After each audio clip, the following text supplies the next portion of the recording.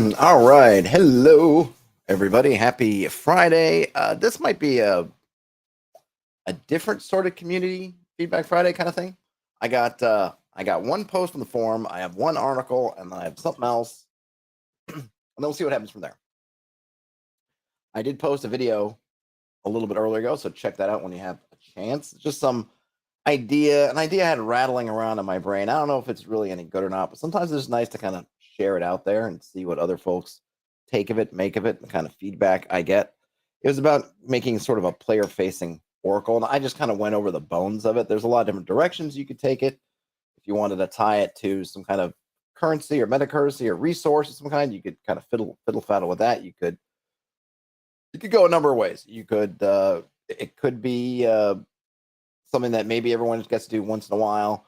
To me, it was the genesis was a lot of times I end up in situations, and I've done this as a GM, and it's also been as a player where you end up in a situation where the players will ask you a question, you don't know what's going on here, and you don't know, so you end up rolling a die.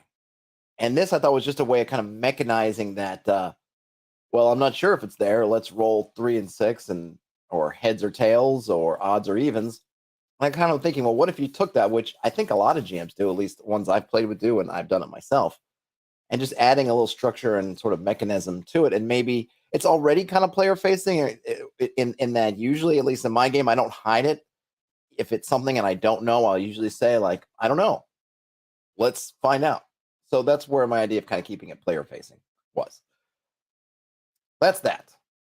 Right now, I'm on the forums where Dungeon Master Mastercraft put in a really long post about kind of an interesting situation, not a situation, not the right word, interesting conundrum, interesting state of affairs. Not sure. Well, let's read it, and then I think there's kind of a lot that we could discuss and talk about it. So I'm going to start there, read through it, and then we can talk about it. Okay. So he posted. The post was called "Good DMing or Unfair Favoritism." In the campaign I'm currently running, I noticed something I was doing, thought about it, decided it was wise, and consciously doubled down. As I've thought about it more, I could see how some players might not like a DM doing what I am doing. So I want to write this out to help me think about it critically and see what other DMs might think. Okay. Basically, I decided to reward characters for the player's effort away from the table. Specifics. I've had a lot of bard type characters in my campaigns over the decades in systems that formerly had bard classes and systems that don't. Most want to use their powers to become famous and spread the word of the party's greatness far and wide. I've had players build their characters around this idea. As a DM, my response has always been, great, let's roll some dice. If you spread some money around, maybe you get a bonus. Maybe it works, maybe not. Maybe it has a big impact on the campaign, maybe it doesn't. But in this campaign, I have a new player. Her character is a fighter archer type, no skill or special bard powers. After one of her first sessions, she said her character writes a drinking song about the party's recent heroic exploits. I say, great. Spend the night drinking and singing at the tavern. The villagers have a great time. A few days later, I get an email from the player saying, here's the song Freya wrote. It turns out the player is a writer, and the email has the lyrics to the in-world song Freya wrote. This is cool. This shows that the player is thinking about her character and the world outside of game time. That's the kind of engagement all DMs want to encourage. I post the song on the campaign website. All the players love it. Next session, days later in game, I mentioned that as the party is walking, they hear Freya's song spilling out of a tavern as they walk by. The player keeps writing songs, and I keep having them affect the game. Freya attracts a famous bard who offers to teach her. The party is in a distant town doing something that looks shady, and when they try to convince the guards it's not shady, the guards say, wow, you're the Roland from Freya's song, The Horrible Cave? And the guard believes that they are good guys. They also have a writ from a distant magistrate, but the guards can't read. The party has a baron that is a political enemy. Freya writes an embarrassing song about him, and public opinion turns a little in their favor. I never rolled any dice. I just leaned into what the character was doing pretty hard because of the effort the player was putting in, away from the table. I wouldn't have been this generous to a player that used the perfect bard build, if such a thing existed in my game, or a character that had 1,000,000% in the songwriting skill. As a point of comparison, another one of the players told me her wizard was looking around for an apprentice during off time, and I decided that she had a 2 in 6 chance of finding one each month. But Freya got a mid-level ally without any dice roll just because I wanted to reinforce and reward the player for writing songs, and it made sense in world. In retrospect, I see this is something I've always done. I will have a character that wants to build a stronghold have an easier time if their player maps out the stronghold ahead of time than if they just say they want to build a stronghold and expect me to make it up. Likewise, a character that wants to make a magic item will have an easier time if they come up with an interesting, thematically appropriate specific idea with suggestions on components than if they just want to make a super sword that's cool and kills people. Is it fair to give benefits to a character because the player has some skill like writing? Hopefully I'm rewarding player effort, not unrelated player skills, but is that even okay? Is this some kind of favoritism or smart DMing? Okay, so there's, I mentioned in my response, a lot to unpack here. So I guess first of all, so I think it is favoritism. Now it's favoritism because clearly you have player A, player B. Player A, because of the of kind of how they're going about it, is rewarded, while player B is going about it not so much. Now it's interesting because I don't think that the examples that are given with these other ones are the same, right? Because okay, so the way I always look at it, right, and this is one of the things where it can get really complicated, is where people will say, you know, are you rewarding somebody for being a good speaker, right? Are you rewarding this player because they're a great speaker, so their character is flourishing, versus another player who's not a great speaker, or in this case, writer, and so they're not. They just don't have it in them, or whatever, to make a great song. So they don't, and so player A is benefiting because they have this other ability, and then player B is not. And I think, just to be fair, I think that is what's happening here. Now, I think that the intentions are great. You have someone, they're a new player to the game. I don't know if they're a new player just in general. I kind of got the sense, maybe Dungeon Master Masterclass, you can correct me if they're just a new player completely, or if they're new, but I get it. Like they are, yeah, they are engaged. They're thinking about the game outside of it. So you want to kind of reward that. You know, at the same time, one of my things I always say is that the playing the game and enjoying it is the reward, right? I like playing the game, so I play it, and I like doing the stuff for the sake of doing it.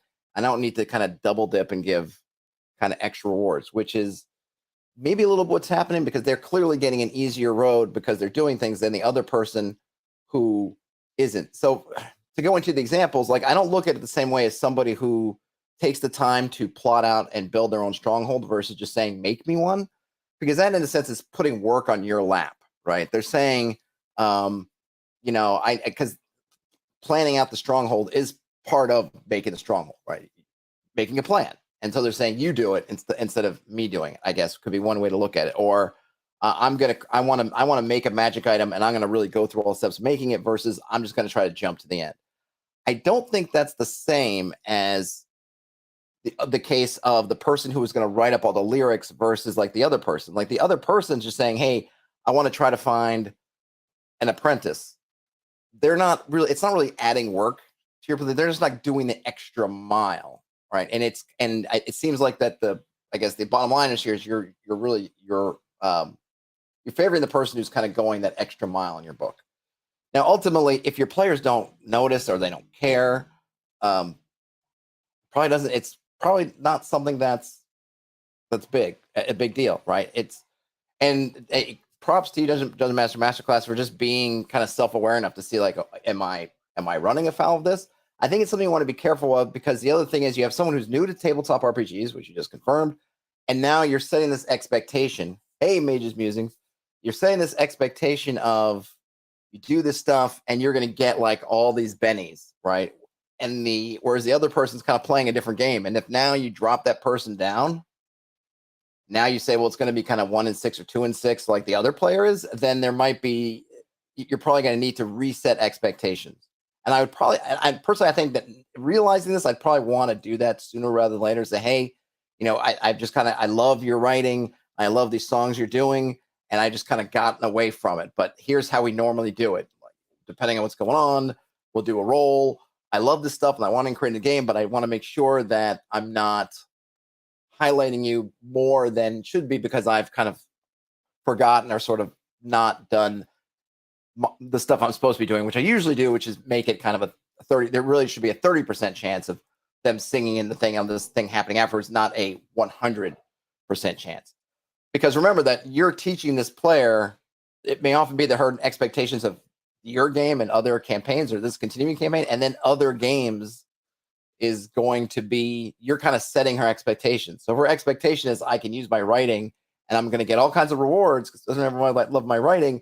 She might go a different game and go and it might be sort of a tough readjustment. And even later in your game, if you wait and wait, you want to kind of it might be a tough readjustment. But yeah, I think it's something that we all do to some extent, right? And like I said, it's just it's props to you for kind of looking at it, being able to kind of get outside of it. The other players, they may not, they're digging it right now, but maybe they won't always dig it, and there might be someone who's harboring a little bit like, oh, okay, she comes. I know that stuff happens, right? Oh, someone else is saying they may not ever say anything to you, but kind of underneath their breath, oh, grumble, oh, this is like she's his new favorite, and now whatever.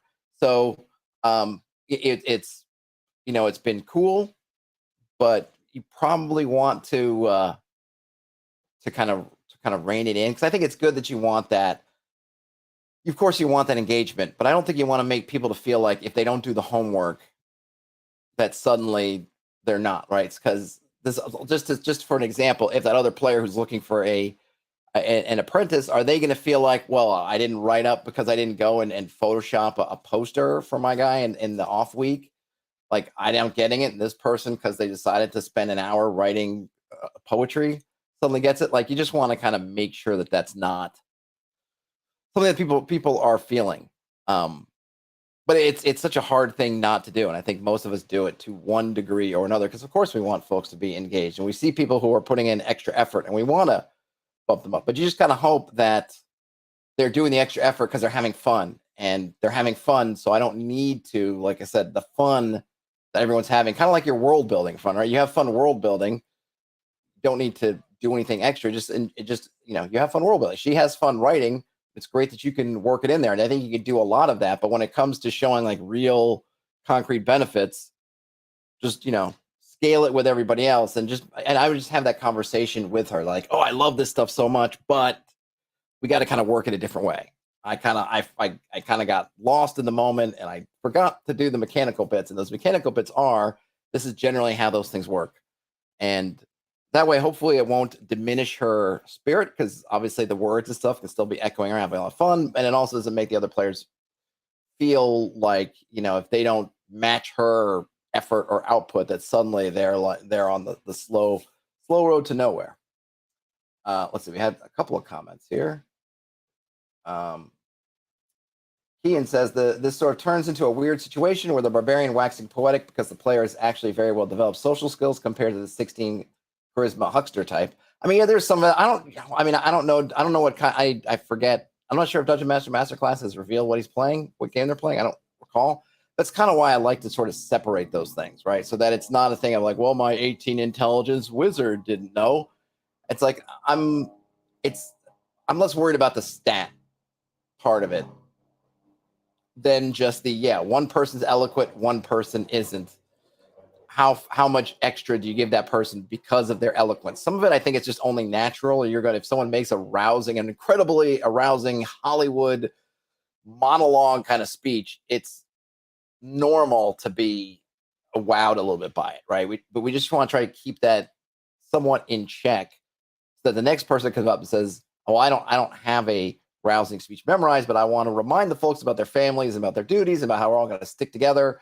And then they get something similar, as opposed to, like, oh, I guess I'll give you -2 for no rousing speech.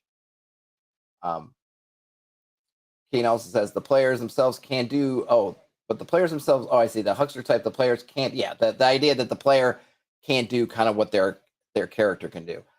That part, because I'm usually playing, old school games where there's not so much of that as I think in modern games, that, I just put that in the kind of the role the way I always look at that is you are this character, kind of like quantum. I always think about the quantum leap. The guy leaps into the body, and now he has to do all this stuff. And if he can't figure out how to sing, and he leaped into Buddy Holly's he leapt into Buddy Holly's body, and he can't sing, then he can't sing. Right? That it's not, he doesn't get to just lean back and let Buddy Holly's body just biologically sing for him. You got to sing.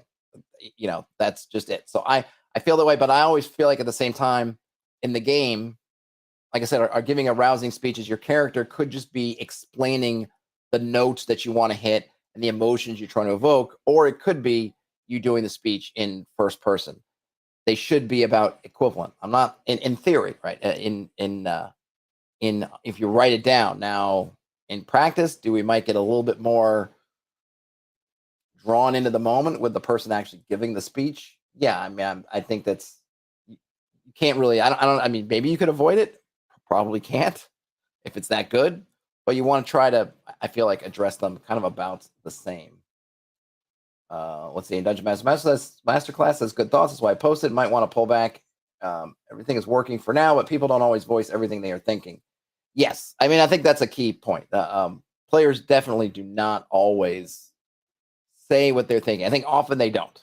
I think more often than we like to think they don't. I mean, I certainly sat around with folks and had our bitch sessions about the GM or about another player or something like that. And these things, unless somebody kind of, snitched, so to speak, snitches get stitches. This stuff wasn't something we were going to bring back to the GM because it wasn't ever bad enough. Like we were going to quit the game or something, but it's just kind of like we had our little grumble, bitch sessions. And the thing is that just unfortunately, I remember when these same games would kind of fall apart for a while, it was usually when somebody voiced their opinion to the GM because either they couldn't do it in a way that wasn't just full of the emotions they were feeling. They couldn't kind of separate their whatever their emotional state was, and then it just gets defensive and everything. So I think for multiple reasons, people just, unless it's super bad and you're going to quit or whatever, and the people are just kind of going to like, you know what? I'm going to button my lip. There's a bunch of the stuff I enjoy, and there's a few things I don't enjoy. Well, I'm just gonna live with it.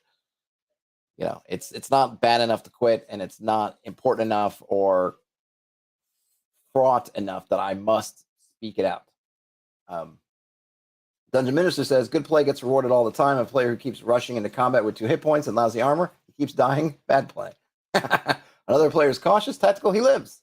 Neither of those are stats or dice rolls. That's true, Dungeon Minister. What Dungeon Masterclass was referring to is more as like that extracurricular effort. So, for example, to put it in terms, you have a player who spent time drawing up his, say, a full portrait of his character, and that getting kind of a bump in play versus someone who didn't.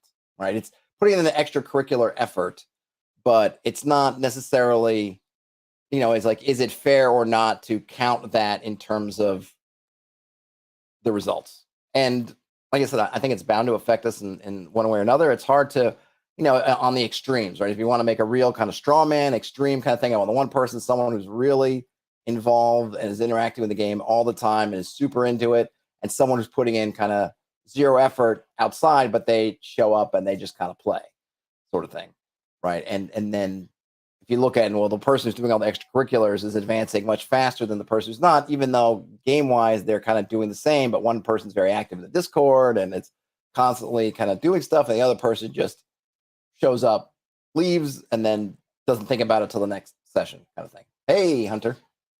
Mage's Music says, I would advise my players to not overdo it when coming with a backstory. One paragraph is more than enough, especially with a game like OSC where the lethality is high. Yes, true enough. Though this isn't specifically about a backstory, but that is a good point. And I think it's something that can be even extended, because in this point it was, for example, they wrote a poem. They sung a song in game, and they decided to write up the song outside of game. And Dungeon Masterclass rewarded that with some extra kind of bennies because they wrote up this song afterwards, right? So it's not quite a backstory in that, but it is. And I would also call it too, like, yeah, don't get right. I think that, like, it's part of that talking to that player. I might say, hey, this stuff's great, but don't go overboard for it unless you want to. Like, if you just want to, because I think some people get into it, right? Some people want to write, I'm a bard, or I have bardic ambitions, and I want to write all these songs, things I'm singing. That's great if you're satisfied with that. Like, if that's your fun, go for it. But if you're doing this thing thinking that by doing this, I'm going to spend a lot of time on this so I can get those bennies, then that's not a good use of your time,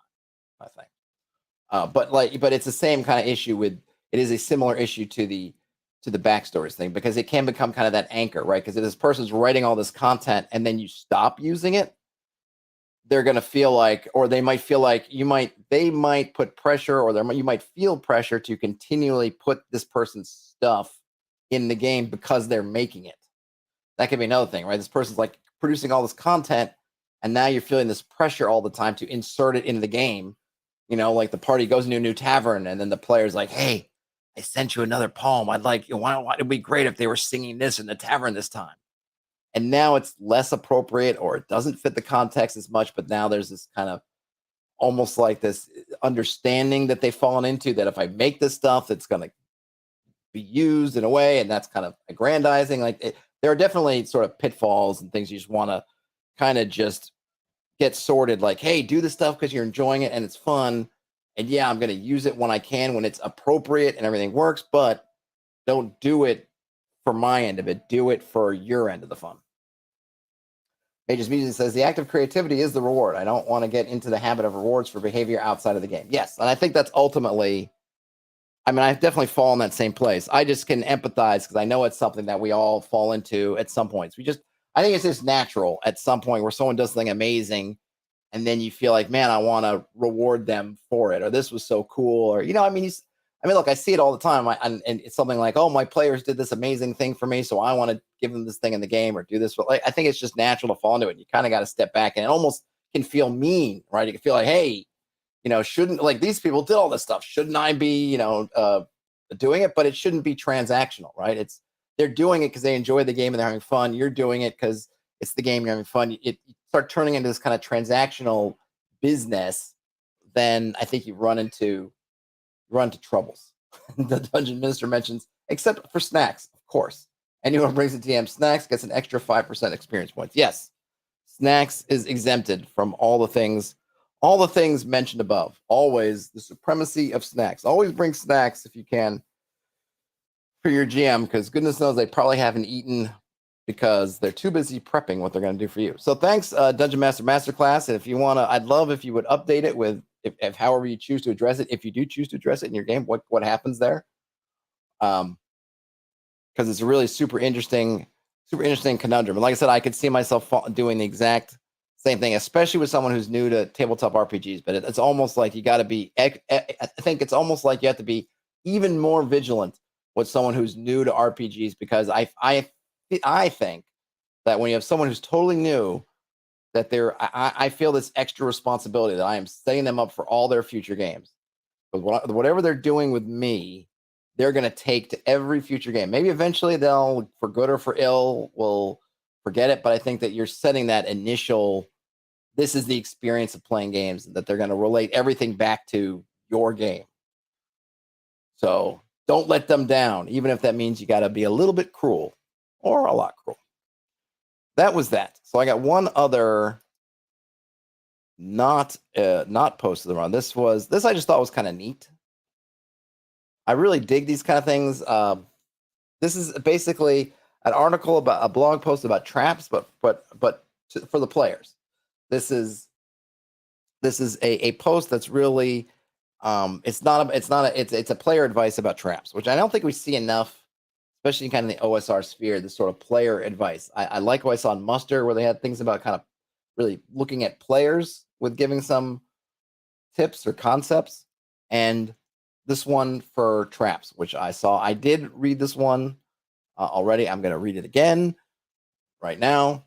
I just thought it was cool. I thought I would share. This is from the Whose Measure God Could Not Take blog, whose web address is whosemeasure.blogspot.com. This is from November 15th, 2023. Player advice, traps. I've tried to write a definitive guide to traps for players in OSR style games a couple of times, but struggled to compose something complete and engaging. Therefore, what follows will be unstructured and incomplete. Makes sense. Proviso: there are many ways to play tabletop dungeon games. The way your DM runs things is not the way I run things, or the way you run things, or the way anyone else runs things. Accept their unique style with grace and adapt to it. Here we have a picture of, looks like an ant trap. Well, I guess antifreeze and a funnel and a cup. I guess that's a real, poor ants dropping into antifreeze. In general, we could say that every trap has a trigger, the cause or catalyst of the action, a mechanism, the means of the action, and the trap itself, the negative consequence of the action.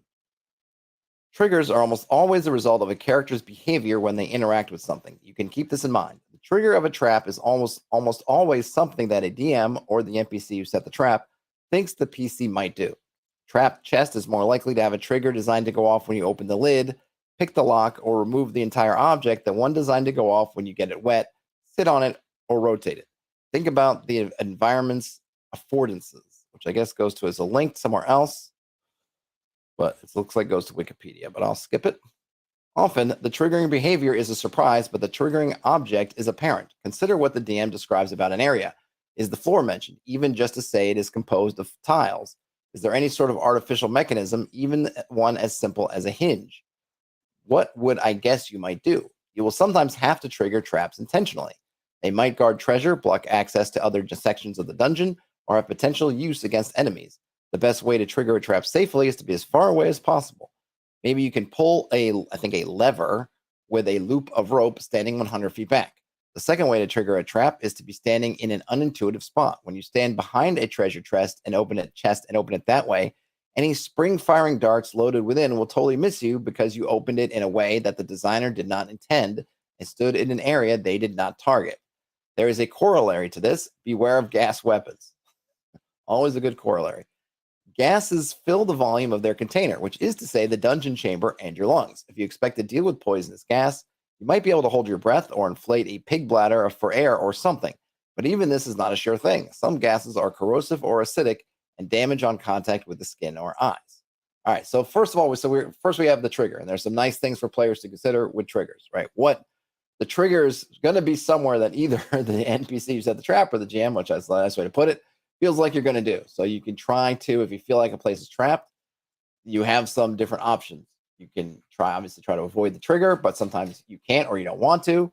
And then you can try to do things like trying to do things from a distance. If you feel like there's some kind of trigger on some kind of tiled floor, maybe you could stand away from the tiled floor and throw some stuff onto it, or otherwise may have something move across it to hopefully set off the trap. If it's a chest, yeah, you could potentially stand behind it and then open it, away from you. And if it is a poison dart, yeah, it should theoretically, fire off in the direction that the chest was open and not behind, of course. And of course, poison gases are not going to afford you that kind of safety, or some other way you could do something that the trap maker and or GM didn't think about. So those are all good tips. Mechanisms are tricky to deal with because they are usually the part of the trap that is least described. DMs don't usually have a diagram showing exactly how the pressure to a tripwire causes a spear to shoot out of the wall. But if you can interrupt the working of a mechanism, you'll usually have neutralized the trap. If you have a good idea of how the trigger works, you can try to render it inoperable or disconnect it from the rest of the mechanism. Some tripwires, when snipped, are ruined. Some trapped locks can be sawed out of their housing. You don't need to disable the trigger to disable the mechanism. Every component of the trap has the potential to be disabled. If there are suspicious holes in the walls, you can plug them up even without knowing what causes bolts to shoot out of them. If you have the time, disable as many stages of a trap's mechanisms as you can. Unfortunately, many of a trap's inner workings will be hidden behind walls and under the floor. Be more suspicious of rigid, flat surfaces like cabinet sides, sarcophagi, and trapdoors than you would be of soft and flexible material like sackcloth and flesh. I checked to see if the flesh is trapped. Yeah, that's interesting. Interesting textures or just materials there that are mentioned. Worse yet, magical traps typically have no mundane means of being mangled. Magical traps can summon objects from thin air or detect actions far more subtle than mechanical means normally allow. If you have the means to dispel magic, great. Otherwise, be aware that some traps have otherworldly mechanisms that you cannot interact with and will require other approaches to deal with safely. So, again, another good section, right? So now we're on the mechanism. So you've looked at what the trigger might be. Maybe you can avoid it. Maybe you can get at it from an angle that you're pretty sure the maker or GM didn't anticipate, something like that. Now you get to the mechanism part, and it's true. I think it's a good point, right, for them to mention kind of straight up that, look, we've mostly abstracted out traps for the most part. I mean, maybe if we're using one of those Grimtooth traps that they tend to have kind of diagrams of these kind of Rube Goldberg style, with more mechanics at least exposed or at least thought of than usual, where it's basically from a GM's perspective, right? Oh, there's a pressure plate in the floor, and then this thing happens, and we just know that somehow the pressure plate is linked to the thing. How exactly it does that, we don't know, but that doesn't mean that you can't try to disrupt it. You can do something by trying to jam something in the pressure plate so it can't press down. Maybe you could lift off the pressure plate, taking it so there's nothing, so that's exposed and you can go around it. Maybe you can, there's holes in the floor. Yeah, you can try to stuff them. You can even do something if you think that the mechanics are down there somewhere where you could pour a little acid or something in there and to dissolve it. stuff a gelatinous cube down there. Whatever you can do, like you have options to deal with the mechanism, even if we're dealing with it mostly on an abstract level, and you're not going to, and the GM's not going to say, well, here it is. You've got this connected to this with some gears and some cogs and some wheels.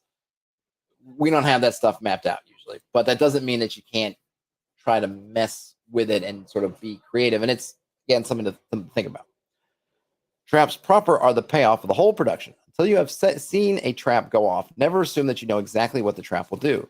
If you get out of the trajectory of a series of holes expecting bolts to fire out of them, only to be met with corrosive gas, you'll feel like a fool. The easiest traps to deal with are projectiles and blades because you can try to disable the trap with danger zones in mind. Other traps, like fire traps, acid, gas, spell blasts, are trickier to deal with because they can affect a general area, and you may need to be within that area in order to manipulate the track mechanism. Still, other traps don't attack their target at all. They might activate a falling gate that blocks the way out of a dungeon, or do other disadvantageous things like that bring on incidental danger. You're usually safe from this kind of trick if the mechanism can be picked up and moved somewhere else, but if it's built into the architecture, you must assume it can affect the architecture until you understand how it works. Smashing up a potentially trapped container to bypass the mechanism is often possible, but undesirable. Unless you can take it out of the dungeon before attempting the maneuver, you risk spending time and making noise, which can attract dungeon monsters.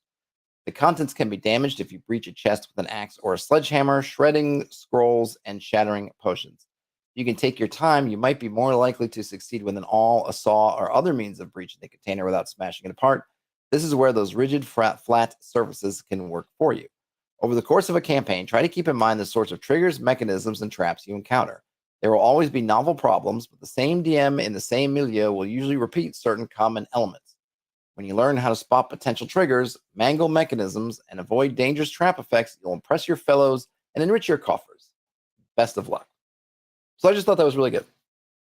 Like I said at the top, I think that we don't often get enough of the kind of player advice for the OSR. And the OSR, I think we always comment on, oh, it's so great for GMs, it's easy, and it's got all these things. But for players, it can be tough. Low levels, particularly, it can be extremely harsh, and you really have to instill in folks this kind of off your character sheet page kind of thinking, get out of the box, think of stuff. And I think this article is great by just hopefully giving folks some inspiration for, like, oh, how can we do right? We don't, you might be thinking, well, we don't have a thief, or we don't have a wizard, so how do we deal with this chest that we think is trapped or whatever? It's like, oh no, there are things I can do. I can do this, I can do that. I can try to bring a saw with me. I can try to open it facing away from it. I can try to turn it upside down and empty it out that way. I can, whatever many things I might be able to do, I can do, or it could be something else, right? And just getting in that mode that, what do they call it? In Muster, they call that what? Developing those tactical doctrines. I love that phrase, tactical doctrines. All right, so that was that. Now, the last thing I have scheduled is this look at the Goblin's Notebook, which I ran into. Hold on a minute. Let me just take a swig of mint green tea Spindrift for the working man. I don't remember where I saw the Goblin Notebook from, but I hadn't heard of it before. It was nominated for a 2022 ENnie for Best Aid or Accessory, Best, I guess, Digital Aid or Accessory. So that way we can take some time to look at it and see how far we get. Hopefully I won't have to, I can look at stuff without necessarily having to log in, but I'm not sure how it works. So we'll take a look at what it's got on offer, and then we'll see if we can fiddle faddle with it a bit. And then we'll go from there. So this is if you're interested in checking this out, this is at www.the-goblin.net. It's called the Goblin's Notebook. It's a tabletop campaign planner and note-taking tool. The Goblin Notebook is a single-pane view of your tabletop RPG campaign notes for pre-session planning, in-session note-taking, and post-session recapping. So all that looks, just from the top, just as their elevator pitch, seems pretty cool. So in this application, we can keep all our tabletop RPG campaign notes in a single, easy-to-navigate place. Make connections between creatures, locations, or quests so that you can easily jump from object to object and keep a journal during play. Share your notes or handouts with others, whether you are a game master who wants to plan ahead or a player that needs to take notes during play, the Goblin's notebook can help you out. All right, so it's both for, you can use it for game masters can use it, players can use it. Here we get a screenshot of kind of what it looks like, with it looks like a whole bunch of columns. I guess these are can all be moved around, basically stuff, right? So you have locations, organizations, creatures, quests, and things. And it seems like you can kind of link all these together. And then you see here in this example, and I can I can zoom in here for a bit.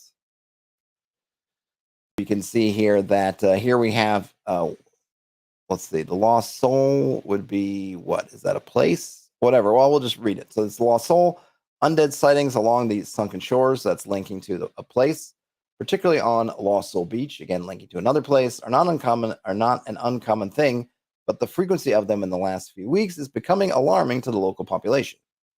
And this has some, I guess, you have another secondary heading here for the party. The campaign will begin in the town of Westridge. Oh, I see. So maybe this is like a campaign or adventure.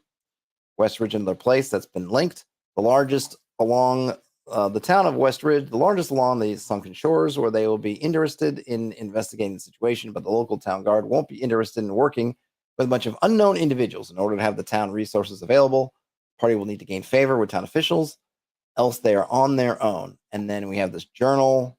Oh, Quentin Becker is now dead. Oh no, Quentin, no. And woman stuff. We have notes about some taverns, and then I guess the Lost Shipwreck, and then so on and so forth. I'm not sure what the Lost Shipwreck is, but we don't need to know. So you can put all this stuff together. Let's see, more details here. So for game masters, plan, build, play, and share. Plan ahead or build as you play, whatever works for you. You can map out as much as you want. Maybe you want to make notes for every NPC or just the BBEG and his planned actions, or maybe you prefer to have no hard-to-find plans and fill it in as you go. Whatever your preference. Plus, share handouts or notes with your players and easily track your campaign through journal entries. For players, play, make notes, log. For players, start with a blank campaign and fill it in as you go to end up with campaign notes that are easy to visualize and navigate. Find that crucial detail you were told weeks ago without flicking through a notebook or searching documents. Hey, Gene, how are you? Okay, so that's kind of so we got sort of the extended elevator pitch for Goblin Notebook. Let's see, is this too big? Am I missing anything? Maybe this is good. Map your campaign as a series of objects. Create objects to represent your in-game locations, organizations, creatures, quests, and other things. Objects can have a rich description and can be connected to other objects to easily track links between them. Style notes using Markdown. I'm always a big fan of Markdown. So it's just easy. Quick to write. And it looks like, oh, I see. I guess there's some special nomenclature because that's not, that's not standard Markdown that I recall. Include stat blocks for PCs or NPCs. And it's definitely, is this kind of the 5e style? I guess it is that kind of 5e sort of a output style, the rendering style. Connections. Okay, so make connections between any objects. Connecting objects together means you can visualize relationships between objects and easily follow those links to bring up related notes without having to search or scroll around for them. Connect NPCs to organizations, weapons to locations, anything to anything. That's very cool. So you can see here connections. Gukmod is leader of the fallen. Divine dagger must be used to kill whatever. That's cool. Gukmod is aiming to achieve. So you got kind of thing there. Gukmod regenerates at the cave. Regenerates. And the blacksmith is a secret supporter of Gukmod. No, blacksmith. No. Track the status of each object. Set the status of objects to easily see their current role in the campaign. Whether something hasn't yet been encountered by your players, maybe the NPC has been killed or the story has gone off track and that location is no longer relevant, set the required status on the object to keep track. So we've got some statuses here. We have not yet encountered, active, completed, no longer relevant. Those are cool too. I like that. So you can kind of put like, oh, this thing, I think that having that no longer relevant is good. Like it's not that you've killed them or something, though that would probably be under completed, presumably. But maybe the player zigged instead of zagged. So something, because you can always maybe flip that to active again if it comes back in the mix.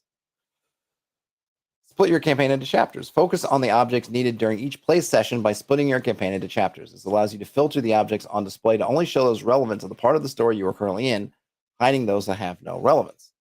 Add notes to the journal as you play. Add journal notes for any object, chapter, or campaign, and cross-reference other objects to keep a chronological log of everything that has happened in the game.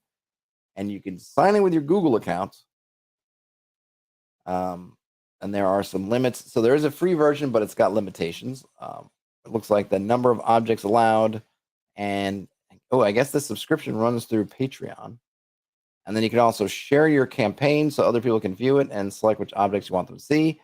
Share objects is based on access rules to allow viewing by some people, not by others. Okay, cool. So you could have this as, if you're the GM, where you're sharing some stuff with some players. Maybe there's one player that has something special or something on. You can share something special with that one person. So that's pretty cool. And now on to the pricing. And I didn't mention this, I have no affiliation with the Goblin.net. I just ran across it and it seemed like something that was worth looking into. And I hadn't heard of it before. I have no connection with them. I haven't created an account. I've done nothing but what we're doing right now so far. So we got, let's see, pricing. So there are 3 levels. One is free, so you can create a campaign, but only one. And you can't share it, import, export. I guess it's going to have size limits. Level 1, which is £1. So we're talking like $1.50 or $2 at this point. $1.50 maybe, or I don't know. Not a lot. You get to create a campaign. Your campaign size is unlimited. You can import and export, but you can't share. And then £2 gets you everything. Create multiple campaigns, unlimited size, import and export, and you can share. And it looks like they're doing everything through Patreon. So it's, I guess, I've not seen this before, where you have a product where you just subscribe through Patreon, but it's a kind of a good idea because you don't have to handle it yourself. They already have this infrastructure. People are very familiar with Patreon, so just use Patreon. All right, so let's check out the tour, because I'm not going to make an account right now.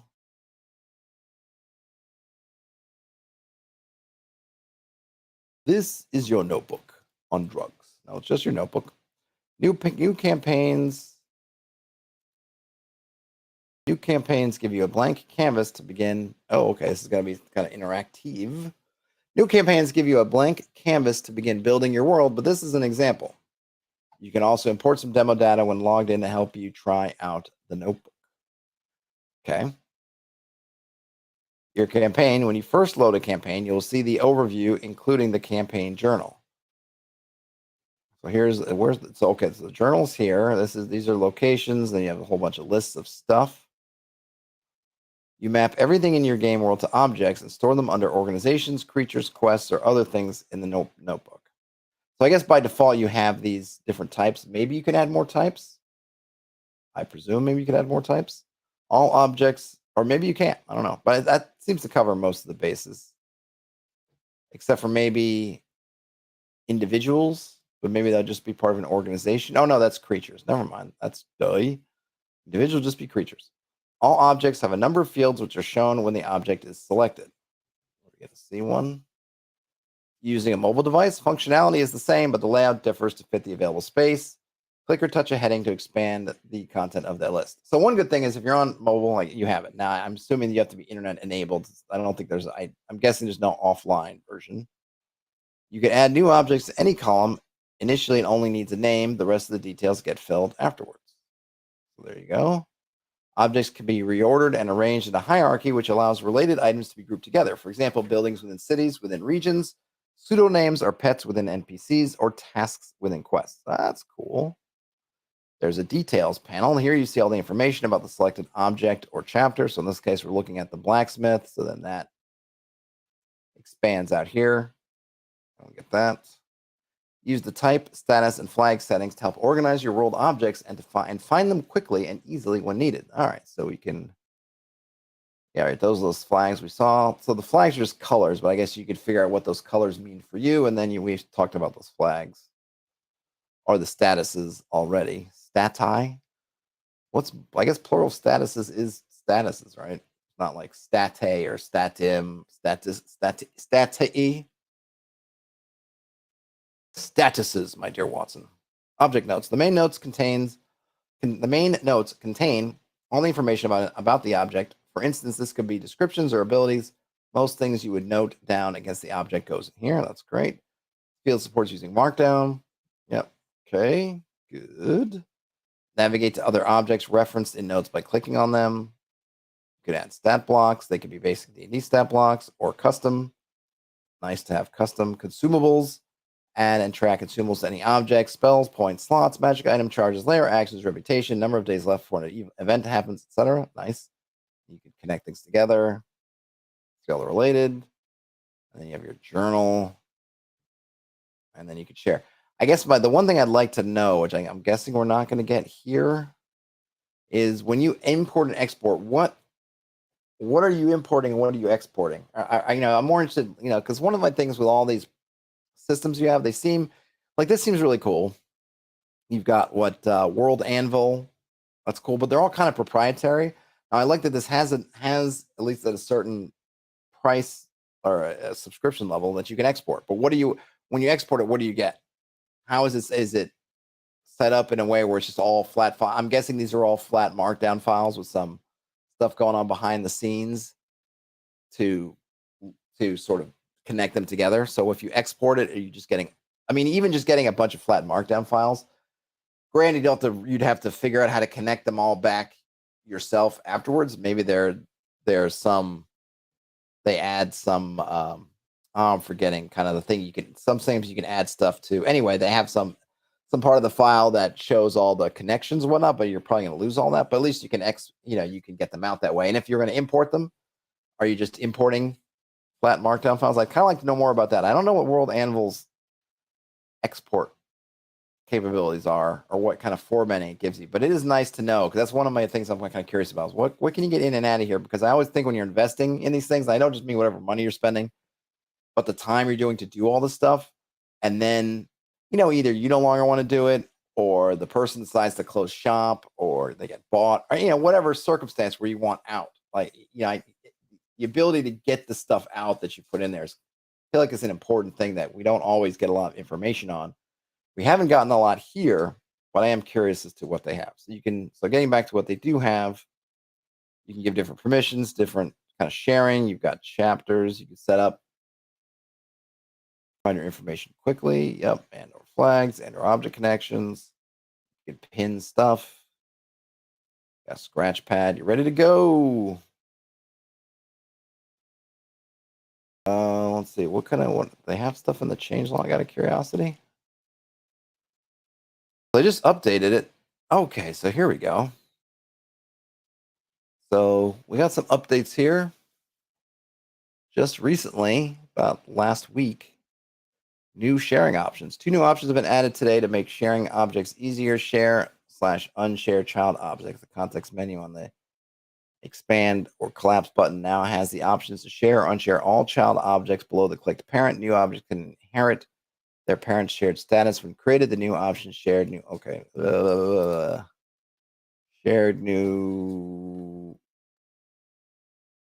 Share new objects of parent share. I see. Okay, so you can kind of share child objects. Well, I'm sure it's useful. Increased import file size.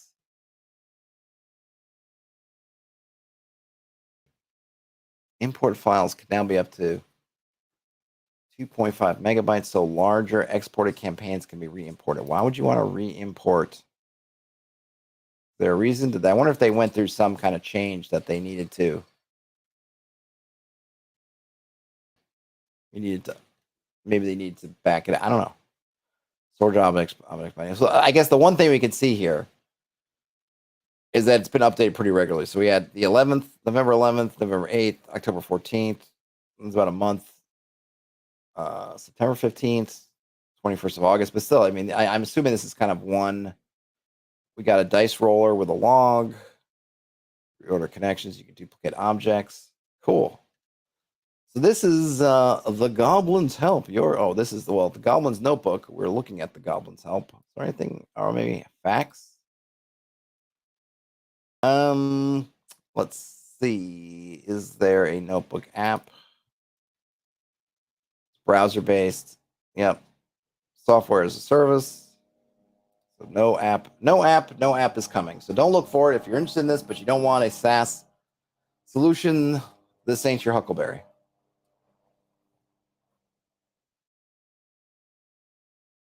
Nothing about import export though. I'm guessing there is no one-time suggestion, right? Because it's software as a service. Anything interesting here? Posting images on Discord. That's interesting. Is there an export? I'm just curious to see, or an import. No. Wilp. Still, what do you guys think? Is this something you would use? I feel like so I'm guessing, and maybe in another stream when I have more time, I'll play around in here. I've been using, I'm not doing any serious journaling and stuff, but I'm using something called AnyType, which is free. It doesn't have a cloud thing, but you can sync across devices when they're on the same network, which actually works pretty darn well. You can do some of this, but it doesn't have a front end that's like, this is for gaming, right? It's just a general, I don't know. I forget that there are names for these tools like Obsidian and Notion or similar type tools. I've just been messing around with AnyType recently. What's the other one? Like LogSys or whatever is another one. They're all kind of cool, but they don't have this kind of dedicated RPG front end, though they can do some of the same things. I think I'd have to monkey around more. I probably could get some of the functionality, not all of it that's going on in here, with setting up some custom stuff in AnyType, or maybe in one of those other programs, but I haven't done it. This is nice because it's all kind of there for you. It's in the browser. You can run on your phone. I go back and forth with the kind of web. What I like with AnyType is it has an app that's native on my phone. I could do stuff. If I'm not online, I won't be able to sync it with something, but I can still work. I can still work on my iPad, and then I can sync it up when I need to. Like, I like that a lot. Sometimes with the browser-based stuff, you're in situations like you're on an airplane, or you're on a boat, or you're in the middle of the woods, or you're somewhere. Heck, your internet goes out, and then it's kind of like, well, I can't access anything. But it's so much stuff is internet enabled. It's not like a real ding against it. I know for me, when I'm looking at one of these things, what I appreciate, or for me, I could be on the subway and I don't have service, or I only have service intermittently. But I it's very kind of simple, but it's kind of clean. I like the journal and way you kind of link things together. I kind of like that you can sort of go through and boom, boom, boom, and set different statuses. I feel like this would work pretty well. I'd love to see it in action. So maybe I guess I just need to go ahead and set aside a stream to dig in here and throw some stuff in to see how it works. But it seems pretty cool. Has anybody used it? If anybody has used the Goblin's Notebook, please let me know. Let me know what your experience is. I think it's nice to support these kind of, I'm guessing, smaller creators. I don't feel like this is a big company, right? This is I'm guessing somebody small. So that's nice. Though the flip side is, just to be aware of, it just means that there's not a lot of safeguards, right? If this person decides to do other things, or God's forbid something happens to them, right? This probably is not going to survive, but pretty damn cool. Dungeon Master Masterclass says that this thing looks great, but my 20-year-old campaign would be a nightmare to move into something like this, and I just can't risk it. Is this going to be here another 20 years? Yeah, well, that's ultimately would be the issue, right? Is it going to be there in 20 years?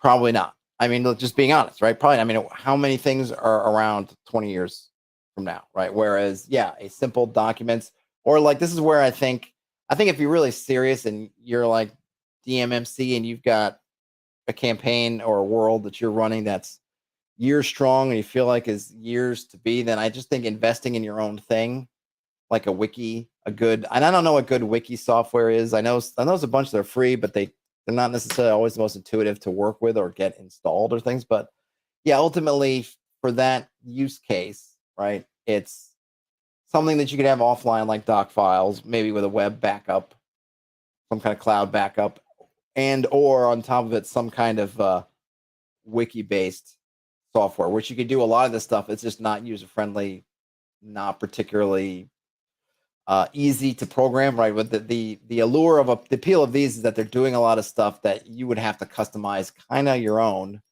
or deal with the sort of overall ugliness, right? They don't have necessarily great ways to just admin stuff on the fly. You gotta, they're just a pain, right? I'd be curious to see if there's any newer, not enough newer takes, but more polished takes on doing kind of a media or media wiki or wiki whatever type server. So I feel like that would kind of be the ultimate. I know I saw one that somebody had sent me a link on.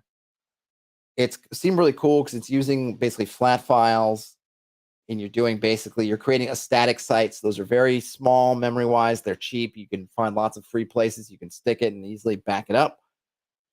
But it's also being developed by one person, and they're just really slow to develop. And some of the things I was looking at, they're like, "Oh, this would be really cool if it had this thing," and it doesn't have it yet. And I don't have the chops or the time or the inclination to do that stuff myself at this point.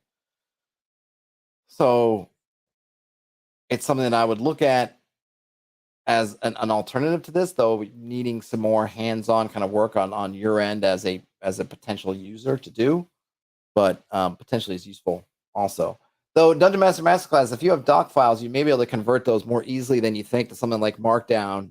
And then a lot of these things, these sites, you can just basically throw Markdown files somewhere, and then it's more about the interconnecting of them than having to like retype HTML. So it might not be as bad, but with a 20-year campaign, probably have more. I still wouldn't envy the task at that point. I think that's all I got. Does anyone have anything else? Anything to share? Anything to comment? Questions? Anything I can do for you before I decide to close up shop?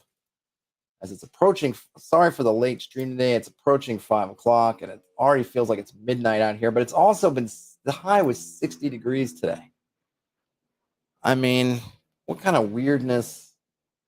Come on, people. 60 degrees, and we're less than a week from Thanksgiving. Does not seem appropriate, but that is the story of our time. Thanks again, Dungeon Master Masterclass, for posting that earlier.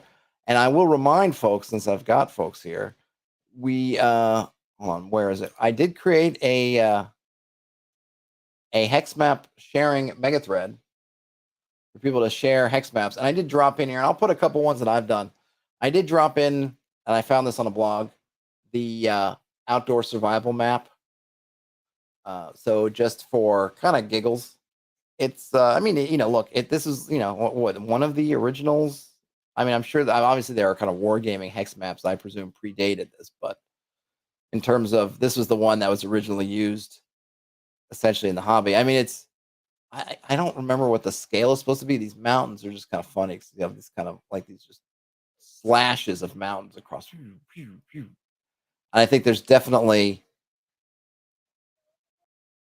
a sense of I can feel like I can see the kind of gaminess of just the way these things are set up to provide sort of challenges and options and opportunities and little bits of temptations depending on what different scenario you might be playing, what you're trying to do, areas that are kind of tempting you into these long pathways. Good stuff. But hopefully I'll see stuff from you guys and we can talk about it. Mage's Musings, not 60 degrees Celsius, Fahrenheit, not Celsius. Fahrenheit. So I don't know, whatever it is. What is that, 20? What is 60? 15. Oh, I wasn't that far off. 15.55 degrees Celsius for those outside of the United States who are